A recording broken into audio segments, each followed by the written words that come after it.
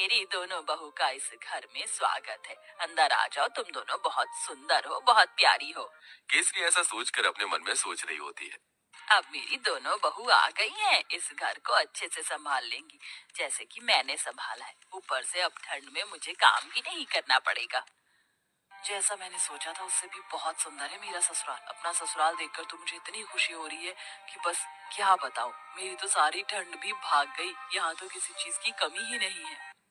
सच कहूँ तो बहुत सुंदर लग रहा है ससुराल। पहले तो मैंने बहुत गरीबी देखी है, लेकिन ससुराल में किसी चीज की कमी नहीं होगी क्योंकि सब बढ़िया है। दोनों बहू के चेहरे पर मुस्कान थी। तुम दोनों बहुत थक चुकी होगी और तुम्हें ठंड भी लग रही होगी। चलो, मैं तुम्हें तुम्हारे कमरे में छोड़ आती हूँ। उसके बाद तुम्हारी पहली रसोई की रस्म करेंगे। केसरी ऐसा कहकर अपनी दोनों बहू को उनके कमरे में लेकर जाती है, जहाँ दोनों बहू थोड़ी देर आराम करती हैं। कुछ ही देर में केसरी उनके पास आती है और उन्हें पहली रसोई की रस्म के लिए बुलाती है। तुम दोनों ने आराम तो कर ही लिया होगा, चलो पहली रसोई की रस्म भी कर लेते हैं। केसरी ऐसा कहने के बाद दोनों बहू को ठंड में रसोई में छोड़कर बाहर चली जाती है। थोड़ी ही देर में फिर से वो दोबारा आती है। मुझे माफ कर देना, मैं तो तुम्हें सामान निकाल कर देना ही भूल गई। अभी देती हूँ। केसरी रसोई में आकर एक कटोरी लेती है और उसमें 6 चम्मच चीनी डालती है, 2 गिलास दूध निकाल कर रख देती है और साथ में 2 कटोरी चावल निकाल के डोंगे में रख देती है। ये रहा सारा सामान। अब तुम अच्छी सी स्वादिष्ट खीर बनाकर सभी के लिए मीठे में लेकर आ जाना। केसरी इतना कहकर रसोई से बाहर चली जाती है और दोनों बहू एक दूसरे की तरफ देख रही होती हैं।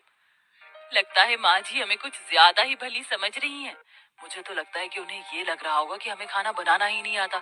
चलो, कोई बात नहीं, हम अपने हिसाब से बना लेते हैं। ज्यादा बनाएंगे ताकि रात को खाने को मिल जाए। खाने के बाद कुछ मीठा अच्छा लगता है। इस तरह आराध्या और राधिका दूध चीनी चावल निकाल कर ज्यादा सी खीर बना लेती हैं, जिसके बाद वो खीर परोसकर घर में सभी को देती हैं। बहुत अच्छी खीर बनाई है।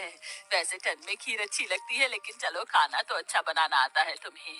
कितनी अच्छी बात है, मेरी बहू तो बिल्कुल मेरे जैसी आई है, थोड़े सामान में ही अच्छा खाना बनाना। केसरी ये सोचकर बहुत खुश हो रही होती है।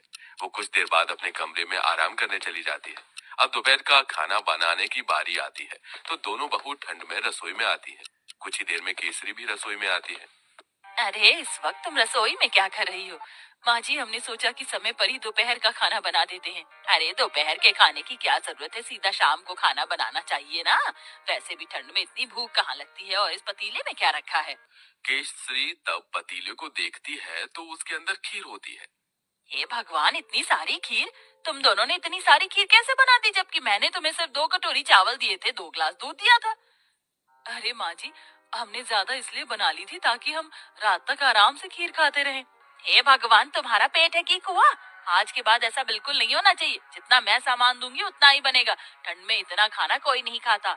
लेकिन माँ जी, लेकिन वेकिन कुछ नहीं। इस घर को चलाना है या घर की बर्बादी करनी है? आज से ही अपने कान में आटा लगा लो, फिर ये गलती नहीं होनी चाहिए।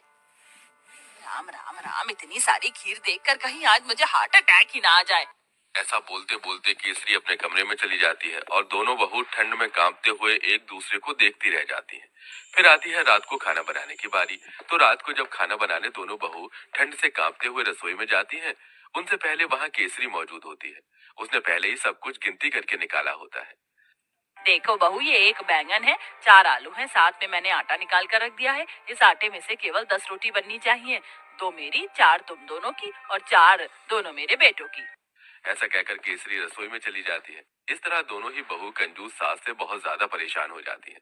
रोटी बनाते बनाते आखिरी में 10 रोटी के बाद एक लोई रह जाती है। दोनों बहू वो भी बना देती हैं। तो इस बात पर भी केसरी उन्हें खूब सारी बातें सुना रही होती है।